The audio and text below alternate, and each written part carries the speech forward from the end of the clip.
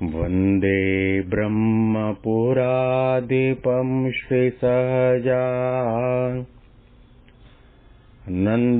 च मूलाक्षरम्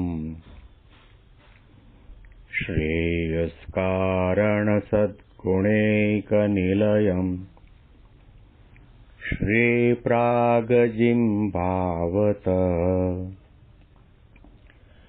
ब्रह्मोपासनधारकं गुरुहरिं यज्ञं तथा योगिनं प्रत्येवं प्रमुखं महन्तमनिशं श्रेयस्वरूपं मुदा મહિમાનો મહિમા પ્રવચન માળામાં આજે 10મી સપ્ટેમ્બર 2025 બુધવારના દિવસે તમામ સંતો હરિભક્તોને મારા સાષ્ટાંગ પ્રણામ. જય સ્વામિનારાયણ. હેપી વચનામૃત દ્વિશતાબ્દી મહોત્સવ. હેપી પ્રમુખ સ્વામી મહારાજ શતાબ્દી મહોત્સવ. ભગવાન સ્વામિનારાયણ કૃપા કરીને પોતાની સામે બેઠેલા સંતો હરિભક્તો અને આપણને સૌને ગઢડા અંત્યના 26ના વચનામૃતમાં પોતાનો ગમો અણગમો બતાવી રહ્યા છે. અમને જે વસ્તુ નથી ગમતી એ દોષનો ઉલ્લેખ કરીને મહારાજે કહ્યું કે અમને અહંકાર ન ગમે.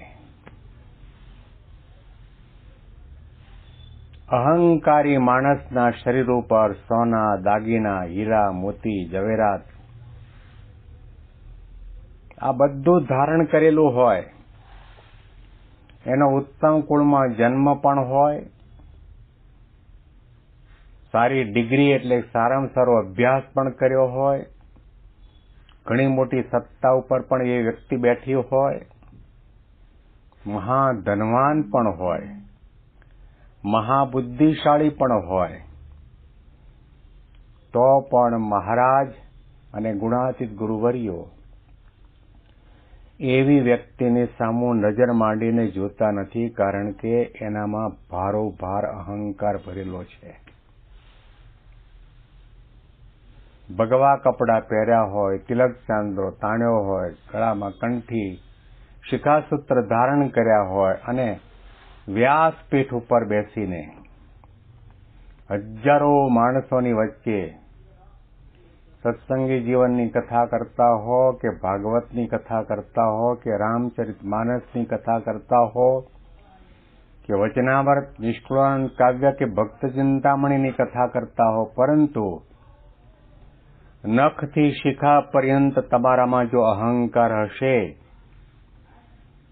તો મહારાજ અને ગુણાતીત ગુરુવર્યો તમારી સામું નજર માંડીને નહીં જુએ. કોઈ પણ વ્યક્તિના હૈયામાં અહંકાર છે એ સંત અને ભગવંતને કાંટાની માફક ખૂંચે છે. ભગવાનના ભક્ત થયા, નમ્ર બનો. ભગવાનના સાધુ થયા, સહનશીલ બનો, દાસત્વ ભાવ કેળવો. મહારાજના સિદ્ધાંત પ્રમાણે સત્સંગની અંદર મોટો કોણ છે? જે સૌને નમતો હોય, એ બધાને ગમતો જ હોય, સૌને નમતો હોય, સૌના ચરણની રજ માથે ચડાવતો હોય, દરેકના મહિમાની, સંબંધના મહિમાની વાતો કરતો હોય,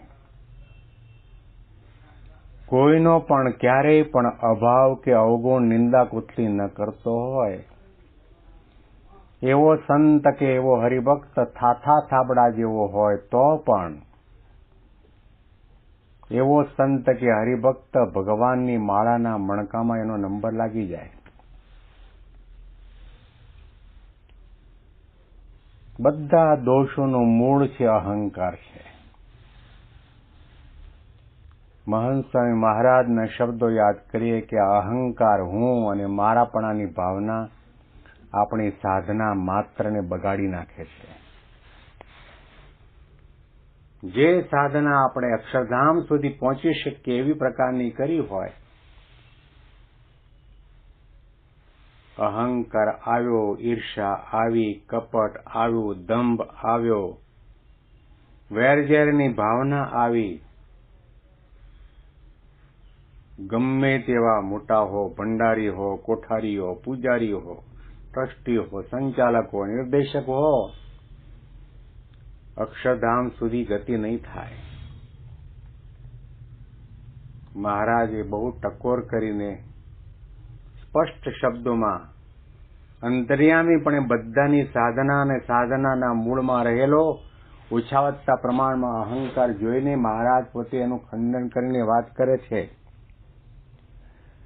પછી વળી શ્રીજી મહારાજે કૃપા કરીને એમ વાર્તા કરી કે અમને અહંકાર ન ગમે તે અહંકાર ભક્તિપણાનો હોય, ત્યાગપણાનો હોય, વૈરાગ્યપણાનો હોય, બ્રહ્મપણાનો હોય, સમજણનો હોય, વર્તમાન પાળ્યાનો હોય, એ રીતનો જે અહંકાર તે અમને ન ગમે. આમાં તો 6 ગુણોનો નામનો ઉલ્લેખ કરીને મહારાજે વાત કરીને સાથે સાથે છેલ્લી પંક્તિમાં કહ્યું કે એ રીતનો જે અહંકાર, વિદ્વતાનો અહંકાર, કોઠારીપણાનો, ભંડારીપણાનો અહંકાર, પોતામાં કંઈક નાનું મોટું ઐશ્વર્ય આવ્યું હોય, મહાતપશ્ચર્યા કરતા હોય, એનો પણ અહંકાર આવે. મહારાજે એટલા માટે તો વચનામૃતમાં કહ્યું કે ત્યાગી અને ગ્રહીના માટે, બંનેના માટે મહારાજે વાત કરી. જ્યારે કોઈ મુમુક્ષુ સત્સંગમાં આવે અને પ્રથમ દિવસે સંતના દર્શન કરે, ઠાકોરજીના દર્શન કરે, તે વખતે એનામાં જે નમ્રતા હોય, ખપ હોય, શ્રદ્ધા હોય, સેવા કરવાની ભાવના હોય, દોડી દોડીને સેવા કરે. મહારાજે કહ્યું કે એ વખતે એની સ્થિતિ એવી ગરીબ હોય કે 3 ટાઈમ ખાવાનું મળતું ન હોય, એવો ગરીબ હોય. પણ સંત અને ભગવંતની કૃપાના કારણે એને 1 ગામનું રાજ્ય મળે, 5 ગામનું રાજ્ય મળે, 100 ગામનું રાજ્ય મળે, આખી પૃથ્વીનું રાજ્ય મળે, ચક્રવર્તી રાજા બની જાય તો પણ પ્રથમ દિવસે સત્સંગમાં આવ્યો અને તે વખતે જેવો દિન આધીન થઈને સેવા ભક્તિ સત્સંગ કરતો હતો, એવો ને એવો દિન આધીન પણ રહે તો સંત અને ભગવંત એના ઉપર રાજીપો બતાવે. એવી જ રીતે સાધુના માટે પણ મહારાજે ટકોર કરીને વાત કરી કે કોઈ મુમુક્ષુ સત્સંગમાં સાધુ થવા માટે આવે ત્યારે પેલા સાધક અવસ્થામાં હોય, પહેલા દિવસે જે સેવા ભક્તિ સત્સંગ નિયમ ધર્મ બધું દ્રઢપણે કરતો હોય, દરેકનો મહિમા સમજતો હોય, એ સાધકમાંથી પાર્ષદ બને, પાર્ષદમાંથી સાધુ બને, સાધુ થયા પછી વિદ્વાન બને, સંગીતકાર બને, કોઠારી બને, ભંડારી બને, પૂજારી બને, નિર્દેશક બને, સંચાલક બને, ટ્રસ્ટી પણ બને. એટલું જ નહીં પરંતુ એનામાં ભગવાન જેવા ઐશ્વર્ય આવે તો પણ પહેલા દિવસે સાધક અવસ્થામાં આવ્યો હતો ત્યારે જેવું દિનાધીન પણ હતું, નમ્રતા હતી, વિવેક સંયમ હતા, એવા ને એવા રહે તો એના ઉપર સંત અને ભગવંતોનો રાજીપો થાય. આ આંતરિક સાધના છે. મહારાજે ક્યાંય નથી કહ્યું તમે 24 કલાક માળા કરો તો હું રાજી થાવ. મહારાજે ક્યાંય એવું નથી કહ્યું તમે 12 મહિનાના ધારણા પાણા કરો તો હું તમારા ઉપર રાજી થાવ. મહારાજે એવું પણ નથી કહ્યું તમે ભગવા કપડાં પહેરીને બેસી જાઓ તો હું તમારા ઉપર રાજી થાવ. મહારાજના સિદ્ધાંતને, મર્મને, એના રહસ્યને, એમની મરજીને જાણો, વિચારો, પકડો કે આપણે સત્સંગની અંદર સેવા ભક્તિ આપણી શક્તિ પ્રમાણે જ કરવાની છે. મહારાજે ક્યારેય નથી કહ્યું તમે ₹1,00,000 દાન કરો તો હું તમારા ઉપર રાજી, એવું નથી. તમે સામાન્ય કુટિયામાં રહેતા હો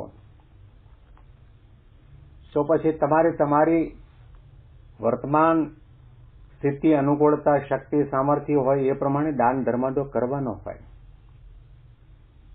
કૃષ્ણજી અદા બ્રાહ્મણ હતા અને તે પોતે ભિક્ષાવૃત્તિ કરીને પોતાનું જીવન નિર્વાહ ચલાવતા. ઘેર ઘેર જઈને ભિક્ષા માગે, લોટ આવે, કાચું અન્ન આવે, એમાંથી પણ એ 10મો 20મો ભાગ કાઢીને મંદિરમાં ઠાકોરજીને અર્પણ કરતા. અને બીજો કોઈ કરોડોપતિ હોય, કરોડો રૂપિયાની કમાણી હોય તો એ કરોડ રૂપિયા આપે, અહીંયા આગળ મુઠ્ઠી લોટ કે મુઠ્ઠી મગ કે ચણા ઠાકોરજીના ચરણમાં ધર્યા ને એને જે પુણ્ય થાય એવું જ કરોડ રૂપિયા આપવાવાળાને પણ થાય. એમાં ભેદ નથી. આપણામાં, પોતાનામાં જેવી શ્રદ્ધા, શક્તિ, અનુકૂળતા હોય તે પ્રમાણે સેવા ભક્તિ કરવાના છે. તમારી આંખે દેખાતું નથી, સ્વાભાવિક છે, તમે વાંચી નથી શકવાના, તો તમે સાંભળો. અને તમે કદાચ સાંભળી ન શકતા હો તો એની જગ્યાએ બીજી સેવા કરો. મનન દ્વારા બ્રહ્મનો સંગ કરો અને આવા જે સંતો, હરિભક્તો, નાના મોટા ભાઈ છે એના ગુણોનો વિચાર કરો, એના મહિમાનું ચિંતન કરો. આ પણ સેવા છે. એટલા માટે મહંત સ્વામી મહારાજ પુરુષોત્તમ બોલ્યા, પ્રીતિમાંથી વાત કરે કે ભગવાનના ભક્તોના ગુણ ગાતો હોય અને કદાચ ભલે તે મારી સેવામાં ન હોય તો પણ હું માનું છું કે મારી સેવા કરી રહ્યો છું. આંતરિક સાધના છે, અતિ અગત્યનો મુદ્દો છે. આના ઉપર ફોકસ રાખવાની જરૂર છે. બીજું ઘણું બધું આપણે કરીએ છીએ, પણ આ મુદ્દા તરફ, આ રહસ્યને પકડવાનો, એ માર્ગે ચાલવાનો આપણને વિચાર નથી જાગતો.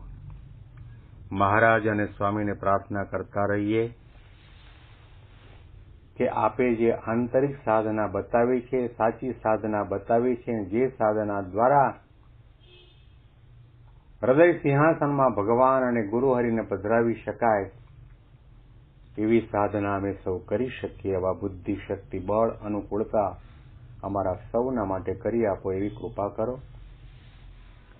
વિશેષ મહિમાની વાતો આપણે આવતીકાલના પ્રવચનમાં સાંભળીશું. તમામ સંતો, હરિભક્તોને મારા સાષ્ટાંગ પ્રણામ. જય સ્વામિનારાયણ.